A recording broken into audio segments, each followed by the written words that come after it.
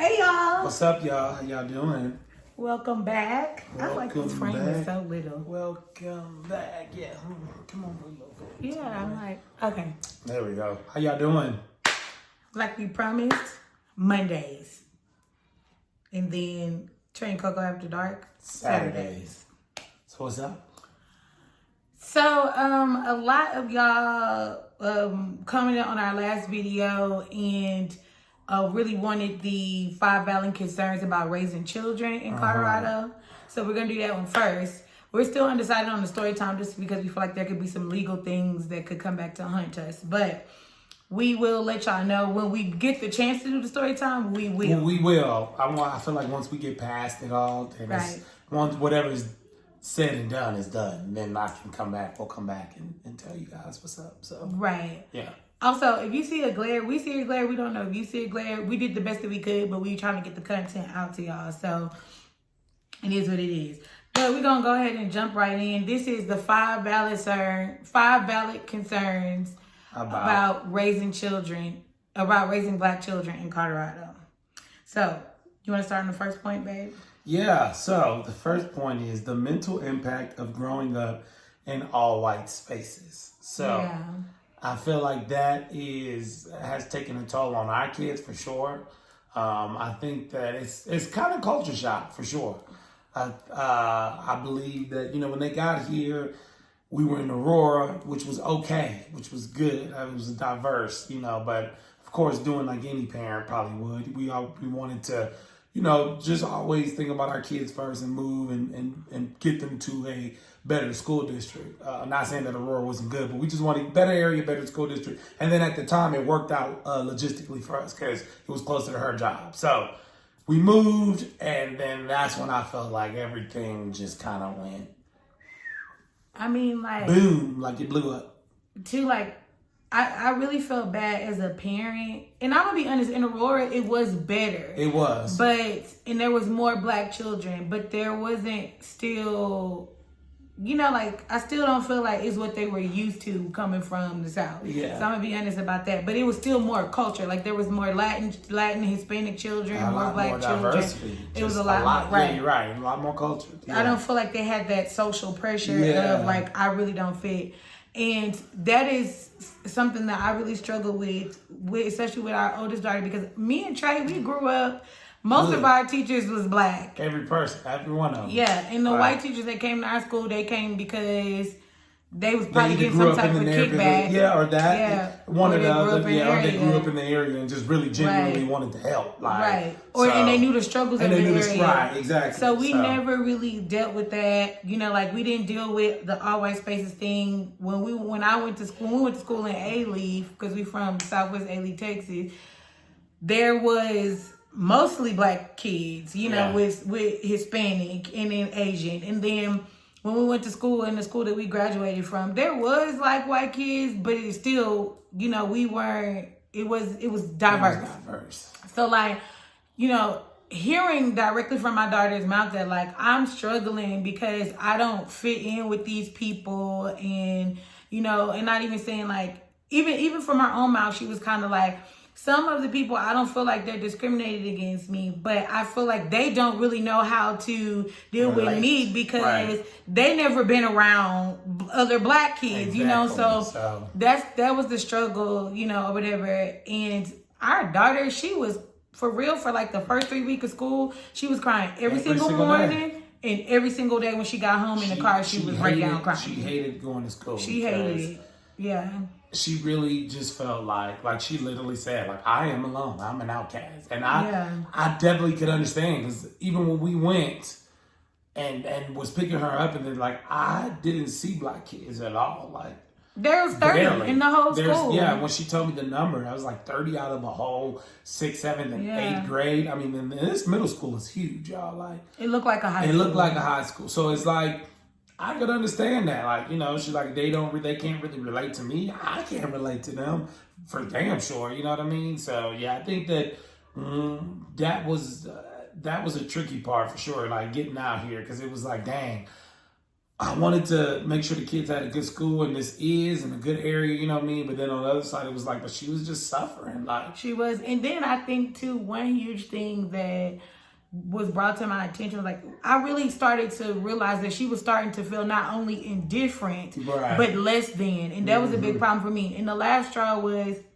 our oldest daughter is a part of LGBTQ+. And she went to a club meeting where it was like all the LGBTQ+ kids, right? And we was like, okay, she gonna find some kids she got something in common with or whatever. And at least, you know, surely with all of the raving around LGBTQ+, you know, she'll have a place where she feels accepted, right? She literally got in the car and was like, I'm never gonna make friends here. Like, and I think that that's something that we need to, honestly, as Black people, accept. I don't have anything against LGBTQ+. My mom was LGBTQ+. Honestly, I'm LGBTQ+.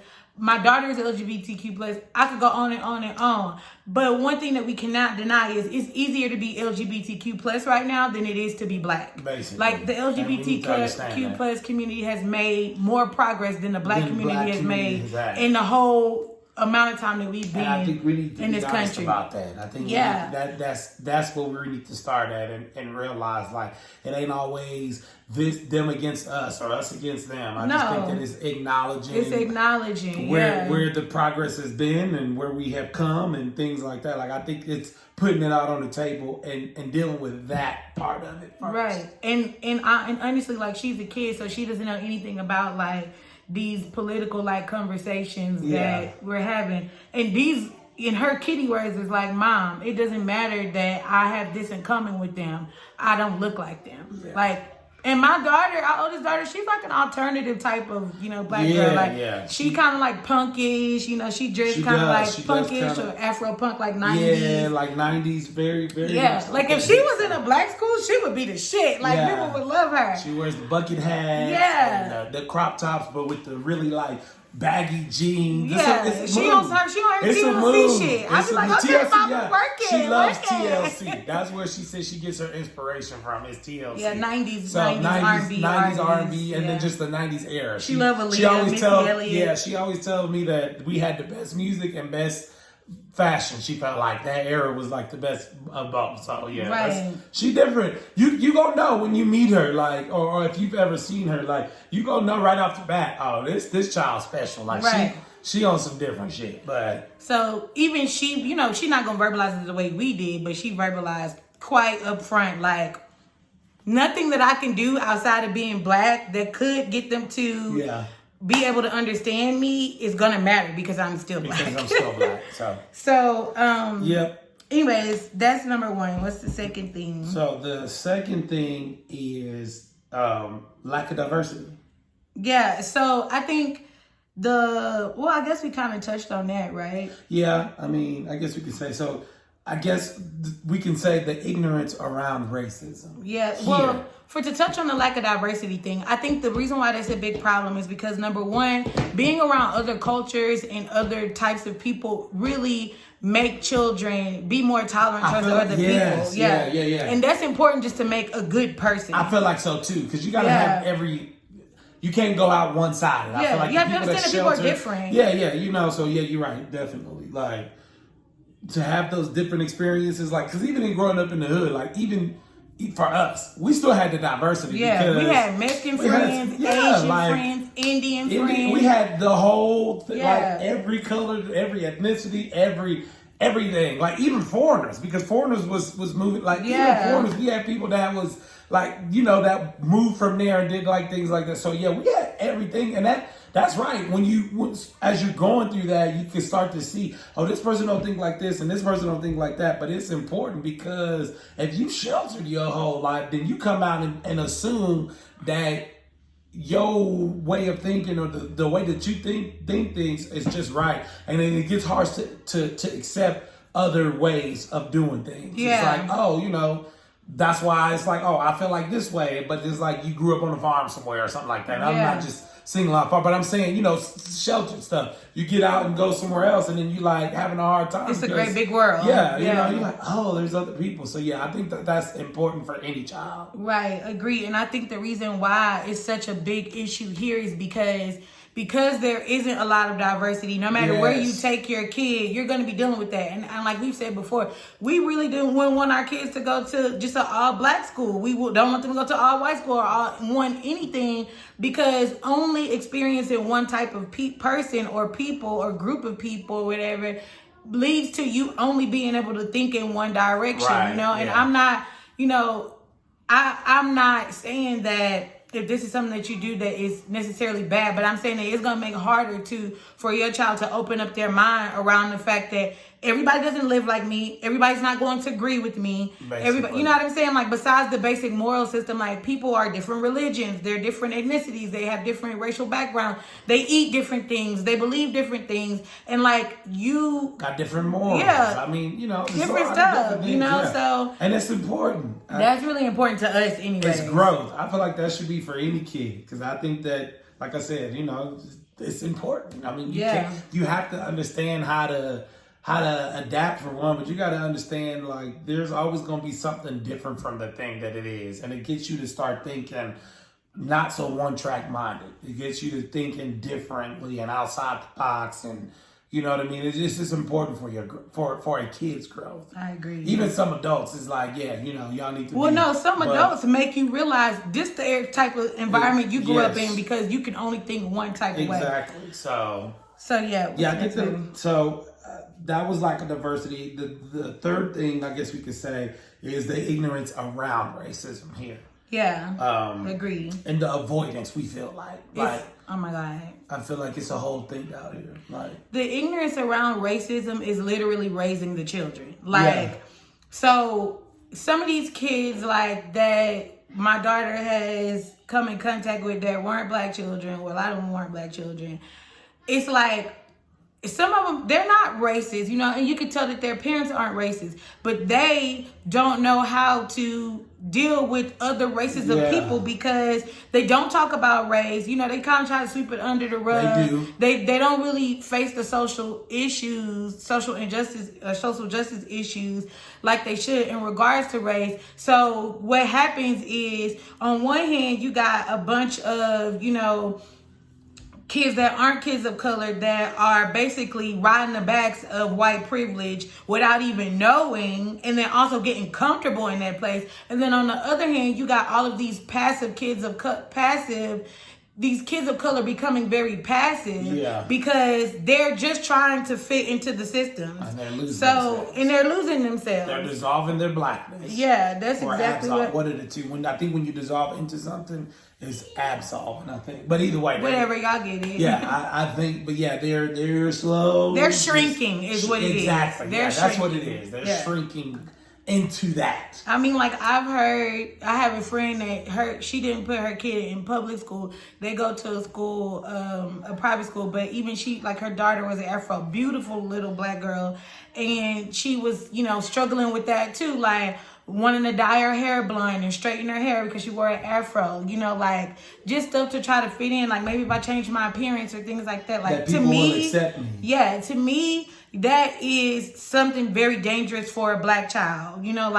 Not loving your blackness, to me, that's dangerous, because we already have enough hate against us in the world, and it's creating this pot of self-hate. And so that's really our next point, where black kids here, I feel, don't really have a safe space to become secure in their blackness. And that's something that we had growing up. Yeah, we did. We knew we were black. We were in the South. We was proud of it. We were proud. We understand where we came from. We understood what went down, and we just knew, you know what I'm saying? It was taught from our teachers on, like I said, all our teachers was black. So when it came in history for the time of talking about the slaves, because you start at one point in history when you go to school, and then they teach through the book. It's a timeline. But when we got to there, it was stress. We did things. They educated us on just not what the book said. It was more deeper. So we were connected, I feel like, to the roots, our ancestors, our heritage, our lineage, and all things like that.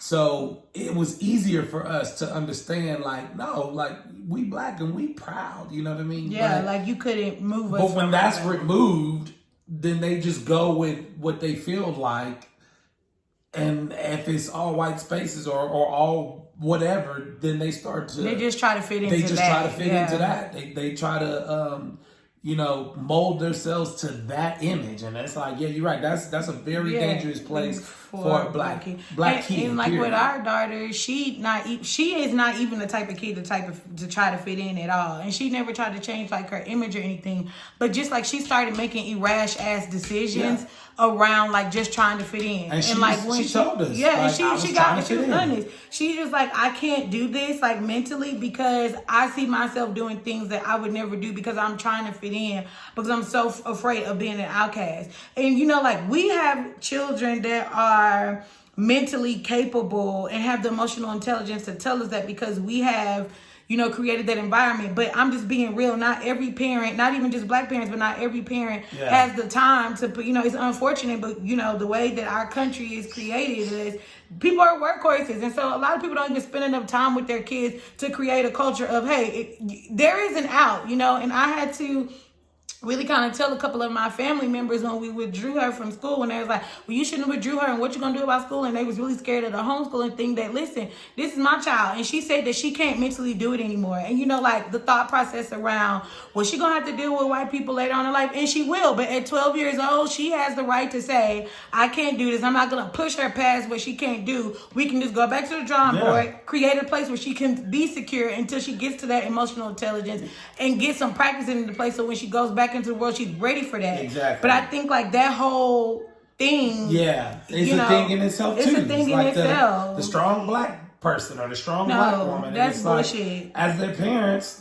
that's our responsibility. We here to protect, provide, and protection is in all facets, not just physically, but mentally and emotionally. And if she come to me and tell me, hey, listen, I can't do this anymore. Which is what she said. Which is exactly what she said. As her parent, there was no other. I didn't think twice. I said, okay, you don't have to, because we need to normalize too that it's okay to sometimes say that I can't do this and I'm not this person and be this strong and all of that and have a community of people to lean on. We always like, oh, be the independent or be the strong and I don't need nobody and it's like, that's not reality. You know what I'm saying? So with her, I didn't want to instill that in her. I didn't want to make her go to school and be the parent that's like, well, you got to go because if you give up now, that's just getting... Then they win. First of all, she's 12. She's not a black activist. Right. That's for us to do and advocate for her. Yes. Period. I'm not, and I've explained that to several family members, and I really don't give a fuck nobody got to say about it.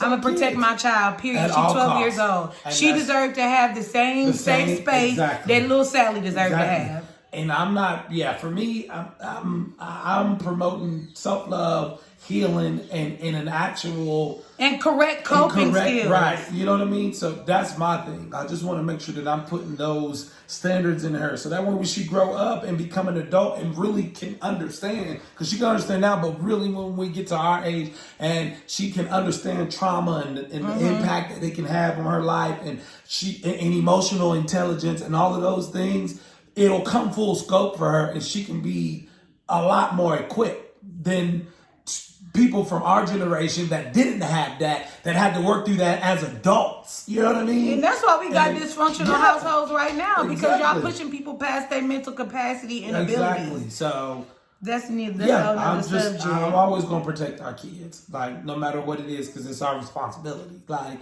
even when they get older, I'm still going to be, there and let them know, like, hey, this is okay at sometimes to do certain things. Like, you need to know that growing up. You know what I'm saying? Sometimes it's fight or flight, and flight is an option. We don't always have to do because fight. If it wasn't, it wouldn't be fight or flight. I need people to understand that. So, but the last point to wrap everything up, but the last point, and this kind of will tie in, is just the public school in general. Like, it's definitely they on some red line and shit. Yeah, I think the public school in general has definitely dropped the ball for sure. Like. And they it's don't totally protect different. black kids. They don't protect them. And it's totally different already because curriculum has changed. Even from when we've grown up and just our experiences in school, it's totally different. Even in the South, like even if we were still in the South, like it's still just totally different. From the curriculum to the teachers to just the public school system, period. Like she's always been an advocate for public school not even being set up for us anyway. So it's something that she believes in, and you know, I'm with that. But yeah, it's just different. It really is just different. It's not that same protection. I don't feel like. But also, we grew up in areas where black areas where when we grew up, our teachers was like additional parents. I was just gonna say that. Our teachers knew our parents, but more not how, because we're involved. Like even with us being involved it's missing. Like even with them knowing us, because that's why we made it a point, because that was one thing from our childhood that was a bright spot. Was like, it didn't matter what was going on. I especially had a history teacher. She lived in my neighborhood, but even before I even knew that, Miss Murray, she would 100%, like if I was lacking in something, she would grab my ass. Boy, listen, you need to get your shit together because the world is not going. I mean, would go ham on my ass like a mama. You know what I'm saying? And knew my mama personally and knew the struggles of the kids. And that wasn't just with me, with her. Shit, when we dated, we both had she would contact her and say, hey, listen, your boyfriend is fucking up. We need to help him. Like she would do just, and so it's different. It's detached now. It's like the teachers. I don't think it is. I think it's because of like for instance, right now, back in A-Leaf, I know like 10 or 15 people that I went to either high school or middle school or elementary school with that actually work in the school district. Right. They people that grew up in their community, they know the struggles, they care about the kids because they were those kids. Yeah. They don't have that here. Like, so that's one thing for me. The sense of community for me, even amongst black people, like I'm not seeing it. No. You know what I'm saying? Like I'm not seeing when we went to school, but again, I think that's a Southern thing, like because of the history, whatever. I'm not seeing it. I'm not saying that it's not, but I'm saying I'm not seeing it because education already has taken this thing where it's like the people who don't want to work all day and want their weekends and their summers off but still want to get paid, and they go into education. When we was growing up, I didn't have no teachers that was 20 something. No, all my teachers was old as shit. Yeah. Yeah, high 40s and up. They might not have looked old, but they was old. Like or late 30s and up, for sure. That was probably our youngest teacher was like 30. But Mr. now you're right. Isaac, now they got sister. She was like in her late 30s. Now they got teachers that's 24 and 25. Like fresh out of school, you know. So like, yes, I don't think that what he's saying is gone. I think it's not here. Yeah, and that's the thing. Like, it's lacking that. And that's why the sense of community with the, because that's a part of the school. Essentially, you gotta have a community. Like the school is a community in itself, but you gotta have the community too. Like of the people there, the parents. Like that has to be, because it's an ecosystem. It all works as one. So if you missing that part, then stuff's just falling through the cracks. It's like you really don't have a grip on it, or your school is run a certain way, or the kids that come to your school are a certain way, or the staff that you hire are a certain way. Like, you know what I mean? It don't really. I feel like their intent, like I'm gonna just be honest with y'all, based on my experiences. I want to also say that I've gone through like. Ask him. I was sitting up one night going through cases upon cases, because cases are public record if you didn't know that, on how this particular school system and other school systems have navigated. And there's cases upon cases of discrimination against not only black children, but people of color, and also staff members that were wrongfully terminated.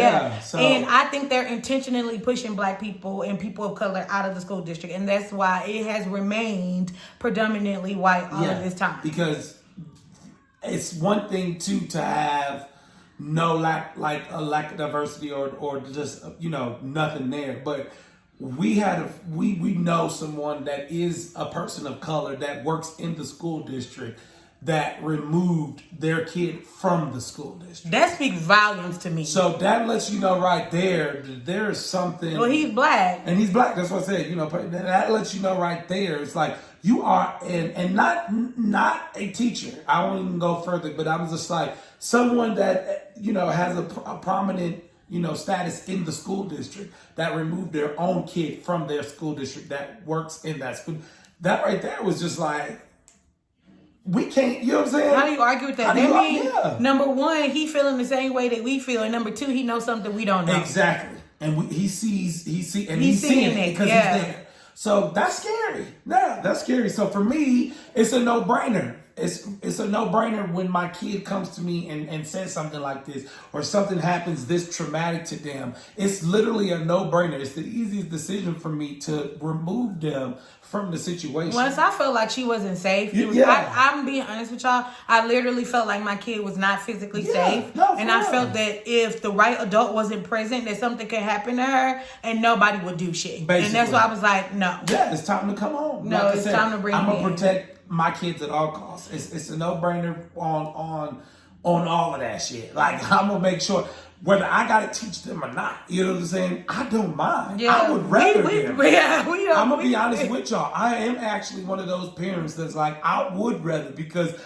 we take them from what I know from my childhood and then just experience from that till now. There's nothing that I feel like the schools don't even line up with half of that stuff. Yeah. You know what I'm saying? A lot of that stuff has been taken It's out. so much politics. Yeah, you know what I mean? So for me, I would rather her have a grip on the world because we've been experienced enough to not give her a biased opinion of just like, oh, you know, and be sheltered. We've been all different places, that ran across all different walks of life, of people from politics to church to just regular people, like everything. So I'm like, for me, I would rather do that. Yeah. And then on top, knowing this is her safe space, of course. Yeah, and then I think too, like, just since we started the withdrawal process and we've done the withdrawal process since last week, like, I was telling her, like, you know, I got a curriculum and it covers the main subjects or whatever, and just like telling her, hey, we got to get these other things like PE and art and tech and all of this or whatever. And just like, it's been so much of a blessing to see her like take back her power and how she's going to do that. Like, it ain't even been a whole week. She done a creative writing assignment. She wrote damn near a whole script for a television show. Yep. She figured out that she wanted to learn how to skate and play some PE. She did a whole, what did she just do right now? Like a second ago, she had bought all these thrift clothes and she started making clothes. Yeah. Like, I mean, she's been just that quick. She already said she's a lot happier. Yeah, and I can tell she has a lot more pep in her step. Like, she has so many ideas that is running through her little head, and that's what I want to be here for. I want to be there to help her cultivate those ideas. Right, and I want to help her to actually make those ideas come into fruition. Like, I don't want it to be smothered by one learning style, because that's really what the public school and that's system that's what you're getting with public school. So yeah, I mean, you know, for me, don't be afraid. Okay, don't be afraid. Don't feel like you just absolutely have to. I understand some people are in different predicaments because they have to, single parents, things like that. I understand that, but I'm like, don't be afraid, because this is a topic that everybody has hit us up on. Like, we've gotten a lot of fucking feedback and questions and just a lot about like just how has this been going for y'all? Because I've been calling around. I got plenty of nieces and stuff and cousins and just all of that. And it's not just our kid. No, it's not. So I just want to let y'all know that when this it is comes to the happening all public the way school around. system, When it comes to the public school, everybody's struggling. My brother, you know, has been struggling. My sister called me. She's been struggling. Like, it's been struggling. It's struggling. And so it's not.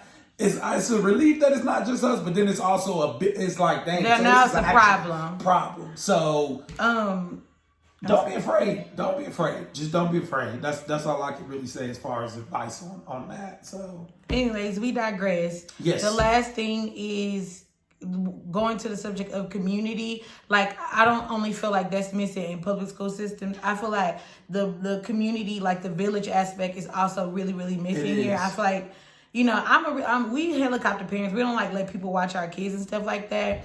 But when it comes to like how I felt back home, I feel like, you know, the black people here don't feel as connected to each other. And because they don't feel as connected to each other, like they're less hesitant to kind of be the village for the black kids. Yeah.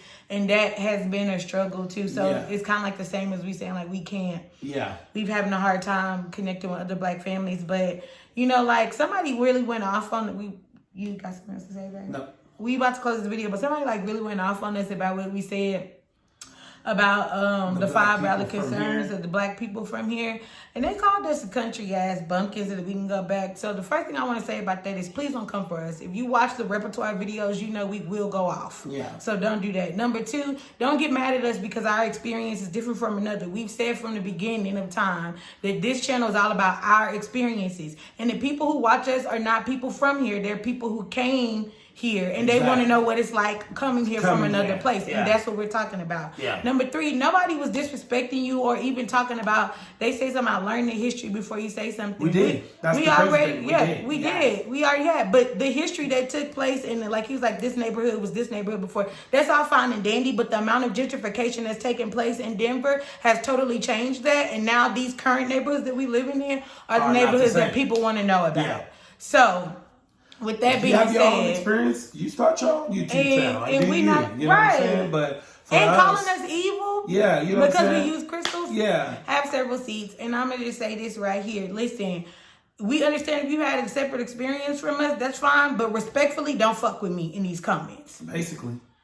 So that's that on that. You know what I'm saying? Like I said, the people that rock with us, y'all family. And we know about the trolls, we know they exist, but we know that y'all, the people that's actually here, actually want to know. So we appreciate y'all. We want to make sure we end it on a good note. We appreciate y'all for always commenting and letting us know. Because, you know, we get on here and we don't do it for likes. And I think people get twisted up in that. I think people get twisted up in the idea of an actual YouTube channel, I feel like.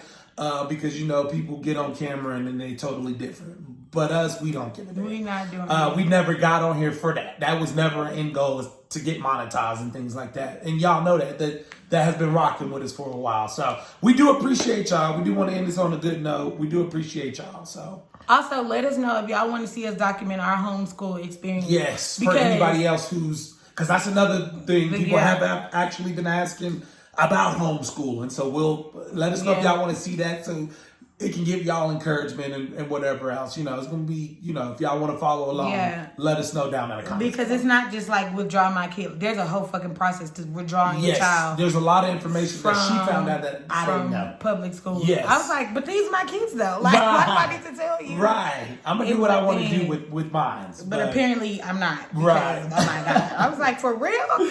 Yeah. Let me know if y'all want to know what that process was like. Like if you just, even if you're not thinking about pulling your kids, but if you just want us to document that, then maybe I don't really need Trey to be a part of that. No, sometimes it's hard to get him on this camera. She can So I can maybe add y'all in like a midweek video with just like me and God is going through the homeschooling process. Let me know if y'all want to see that. Yeah. And make sure you hit that subscribe button, like, comment, share. And we'll holler at y'all on Saturday. Y'all get ready. Saturday. Oh, wait. We're thinking about changing this channel name. Would y'all be okay with that? Because the Steemer Step Out just kind of, we think we all grew it. Yeah, so we are thinking of rebranding. So y'all let us know. So let us know in the comments if y'all want to know the homeschool journey. And then let us know, too, about a name change. Would y'all be feeling that? Would y'all? So y'all just let us know. And if you got an idea on the name change. Oh, yeah, that too. Because we open. Yeah. To ideas. So yeah, peace out. Y'all have a good rest of the week. You know what I'm saying? We'll holler at y'all Saturday. I'm just gonna cut this off and I'm not even gonna edit it out because why? You know we recording.